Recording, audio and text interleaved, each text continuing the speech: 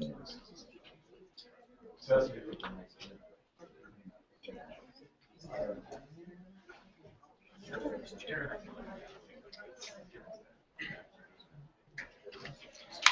right, welcome everybody to Beyond WYSIWYG. My name is Pedro Grujic. I'm Director of Technology at New Target. We do everything web. I know the guide says Patrick and Jorge were presenting this session, but unfortunately neither one of them were able to make it, so I kind of stepped in, and I do wear multiple hats. And one of those hats is actually making that the editors get a usable system. Because a lot of times we're designing for the public so they can go to our site and say, what a cool looking site. But the editors are kind of left behind, and you know, it's fields here, field there, but there's no real good workflow for them. So what we're going to talk about here is how to fix that. How to provide editors with a better experience. Making it easier for them to update the site, make it more productive, efficient, you know, and at times I might sound, you know, like this system works,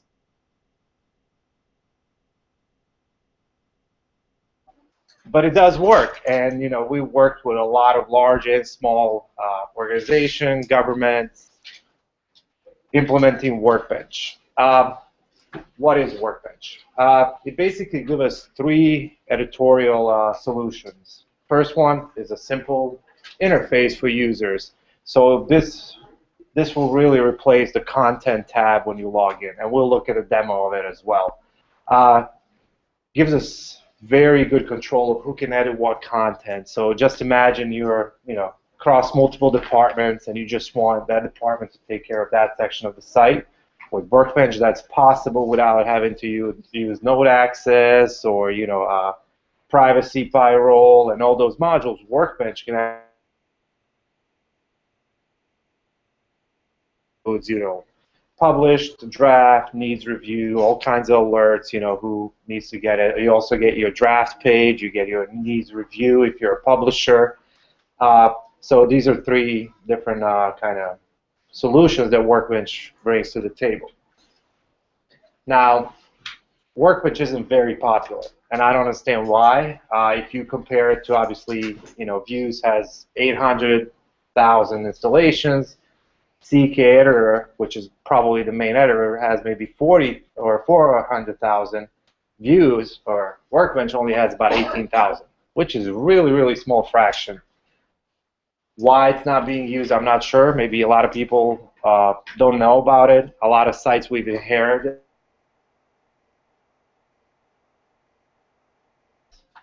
the editorial workflow. So we install Workbench, and clients, you know, give us great comments. Oh, I love it. It's so much easier. And we'll look at some demos of that.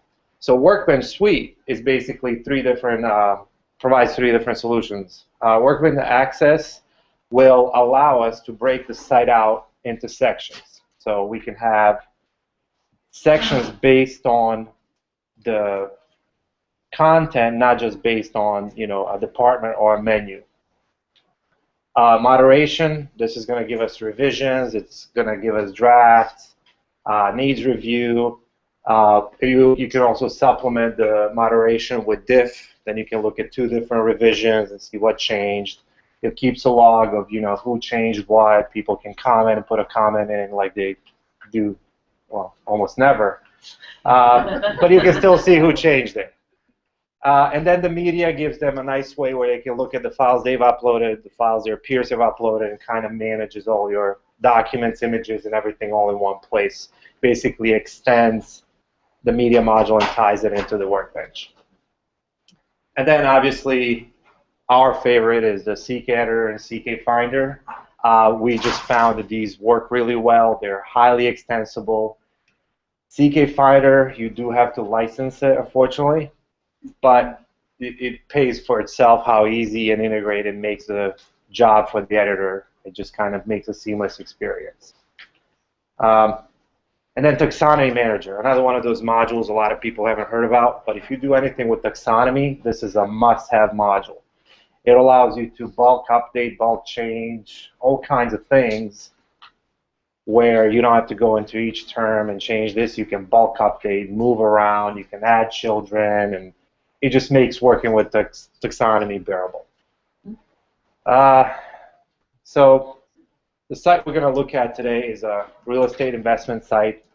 They probably have close to 60,000 nodes. They have about 25 editors. They have a lot of video, a lot of audio, a lot of everything. 16,000 PDFs. It's a pretty big site. So I'm kind of just going to jump out from the presentation, and we're just going to kind of quickly look at their live site, and everything we do will be on the developer site, just to kind of give you an overview. So as you normally do, you kind of create a sitemap for the client, or internally, like where which page is going to go. And here's an example, kind of this is going to go here. This kind of gives you your menu structure. Now, one of the issues we see clients facing a lot is you can't put every node in the menu, especially if you have 10,000 nodes or even 2,000 nodes. You can't put every one of them in the menu. So you got to come up with a solution where they'll have the correct path, they'll live in a correct place without having to add a menu each one, because then when you go to the Drupal's menu page, it takes forever to load.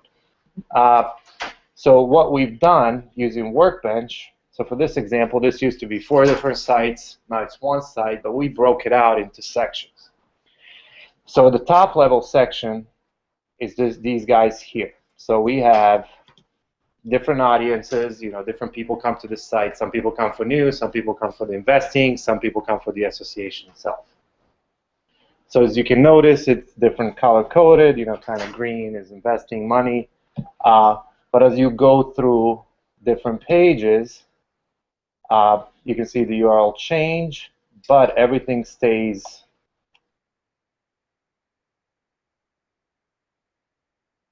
1,000 nodes, if not more. Only about 50 are actually in the menu. We're using Workbench to drive all the other ones. And of course, I don't know if it's the internet or the site's down, I might have to go. So hopefully it comes back. So while that kind of loads, I'm going to show you on the back end. So this is, I'm logged in here as just a publisher. So I don't have all the fancy stuff, all the configuration, and only access to what I have access. So as most of you are used to, you would have content tab here. We get rid of that, and we install Workbench. And out of the box, this is what you get. You get an editor's workbench, publisher's workbench, which basically gives you an overview of all the recent content that's been published in your sections that you have access to.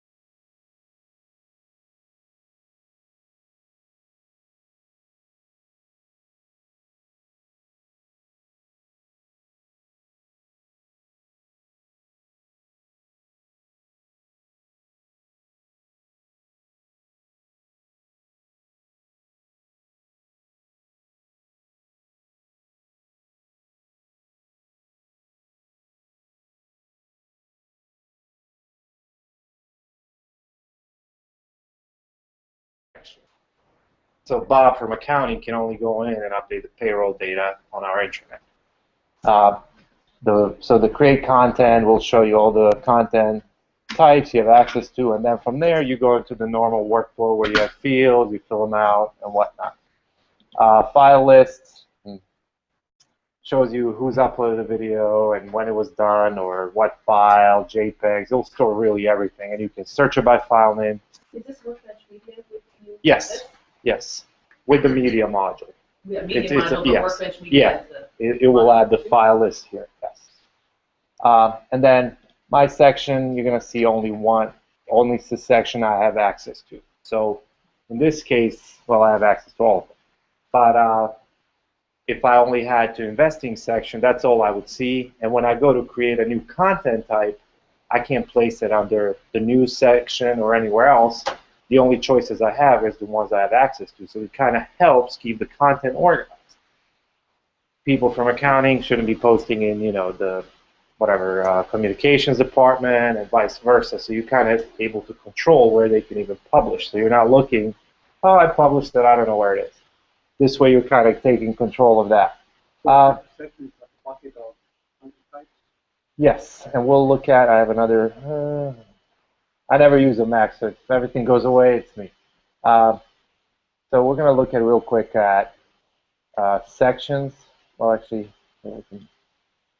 so then you have your My Draft. So you're working on something, you just save it as a draft, it'll be there. And then if you're a publisher and an editor sets something for needs review, it'll show up here. You'll also get an email notifications. You go in, make edits. So it's good, publish it. So this is out of the box what you get from Workbench. Now the beauty of these screens is they are views. So you can actually edit the view and add any kind of custom attribute you want to show, different fields. It's fully customizable. So when you're saying like editing reviews, I work on a website that has the settings on it. When you're doing the editing reviews, are you editing it just for this user, like how you can do it per user as well. And does it also, like, can you also edit views that affect how the content display, or is that in a different?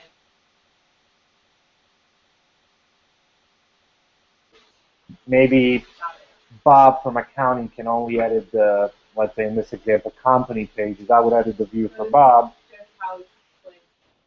Yeah, to the editor. So any of this, if this guy had access to the company, he would see, or I can actually here go view all. And if you have access to some of the edits, you can actually go look at, from here you can make some actions. Let me go jump some pages with this company content type. So select basic page. So from here you can hit edit, similar to the way the content, if we had diff, they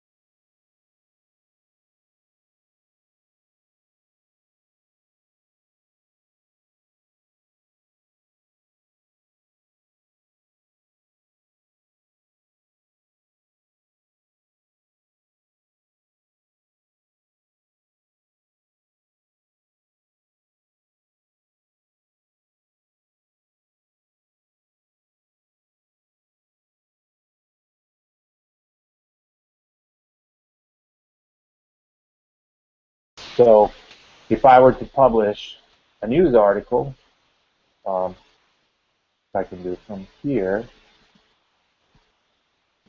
content, and give a basic page right there. I would fill out my normal fields, but this is the biggie. It becomes required. So once I select, and it doesn't matter which I select, the section does multiple things.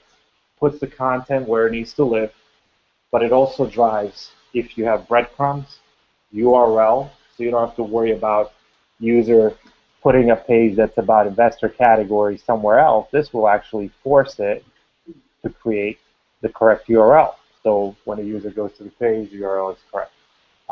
That really helps when it comes to the front-end editor and styling, because then they can also set active classes in the menu. So if I were to create a page, I fill in everything, and then I get to my revision information. So it'll automatically populate, who created it. And then depending on your role, you can either only save it as a draft, or you can mark it as needs review, which means it will go to a publisher, or you can publish it if you're a publisher. So from there, once you set it needs review, it'll show up in My Workbench Needs Review tab, and then a publisher can obviously publish it. So if we jump out of this real quick onto the administrator interface, we can look at some of the configuration options. And by default, you'll have Workbench Access, which is very powerful, and you can do it either by user, if you have a handful of users, or if you have a lot of users, you might only have a handful of roles.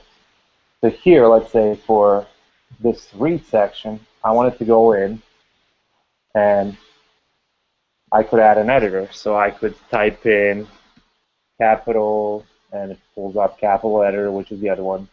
I hit update editor, and this guy, OrgGrau,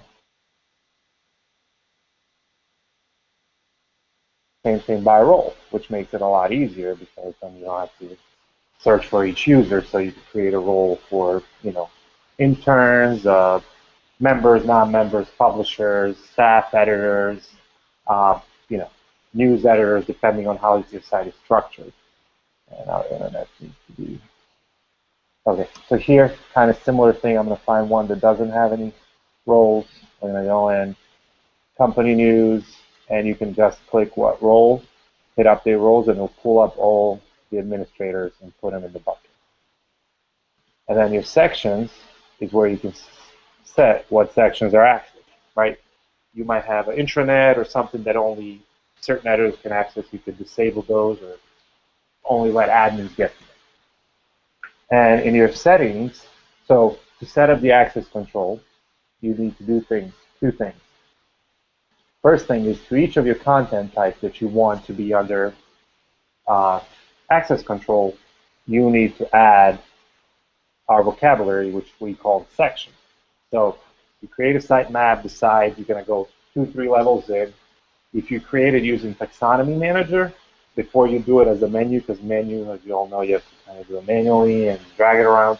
But if you do it as a taxonomy, and your taxonomy is what your sitemap is going to be or your menu is going to be, there's a module which is taxonomy to menu, and with 2 clicks, you create your menu.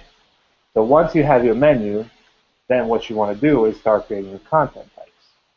So I'm going to edit here a basic page, and the key here is the section. And you add as a term reference 3, and you select which vocabulary. Obviously, section is driven by Workbench Access Control field. So once we specify that and we make it required, because otherwise then it defeats the purpose of users to still put pages wherever they want. This will force them to only put in the sections they need to put in. So then here, you say which taxonomy scheme settings, and you can also do it with the menu.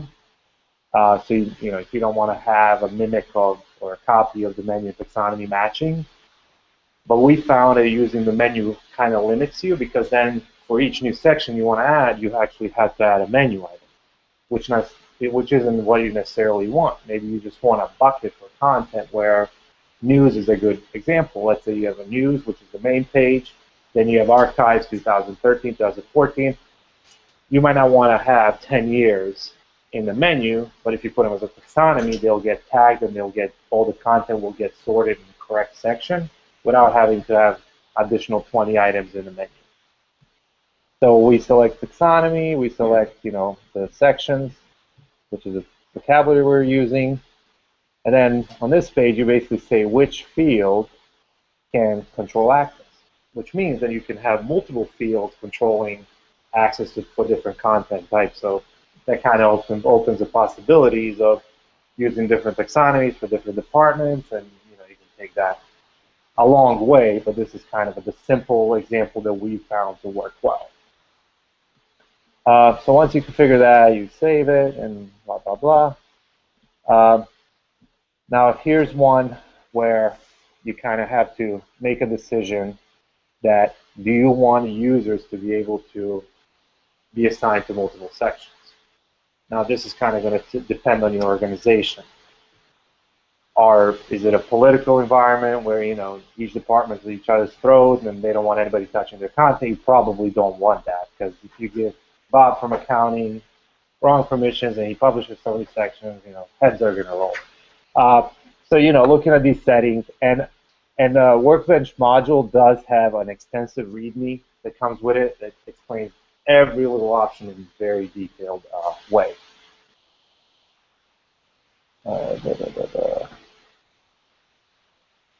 So that's our sections. What else? Yeah, what we're talking about. So another module that we use that kind of creates, I'm going to go to Workbench because we're not using content anymore. So here's a better example where I can see all the content I've created and my drafts, and I can go to needs review, and well, I don't need to review anything. I haven't drafts. So these are all my drafts and everything. So let's say I go to, these are just text. Let me find a.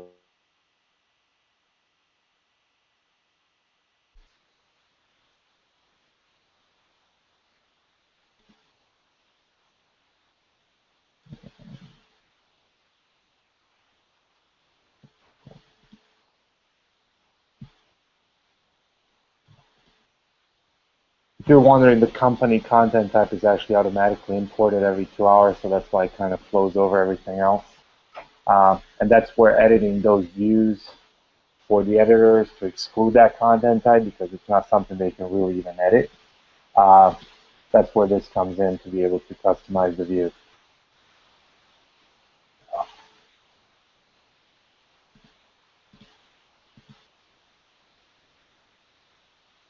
All right.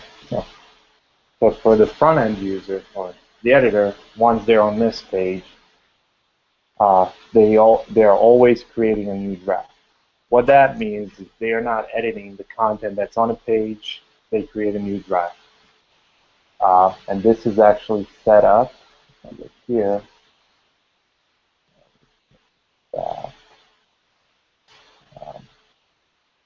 When you edit the content type that you created, and we enabled Workbench, under publishing options, Workbench has a couple of new elements. One is enable moderation of revisions and enforce Workbench access control. And then the default moderation state. If you set it as a draft, it means every time anybody touches any content that's under Workbench, it'll create a new draft. So you'll always have the revision to go back to.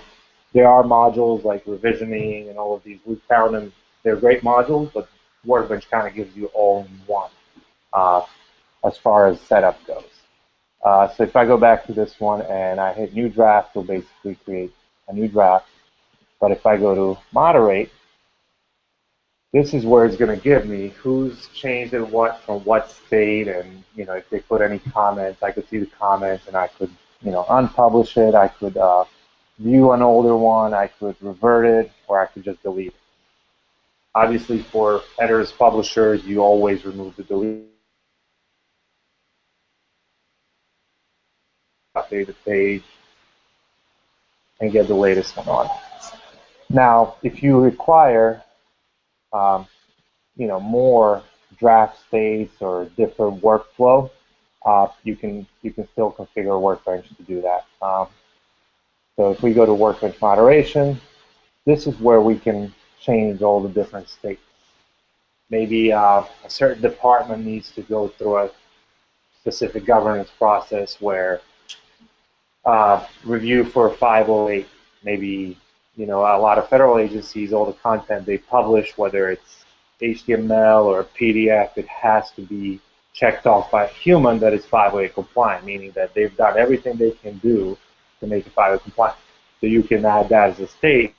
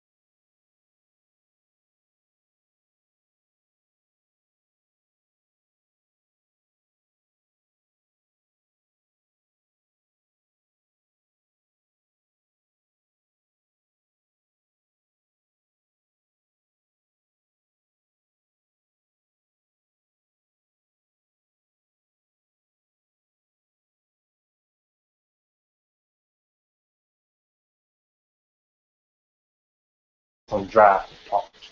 So then there you're taking the extra steps in the needs review, and they're the ones to review it.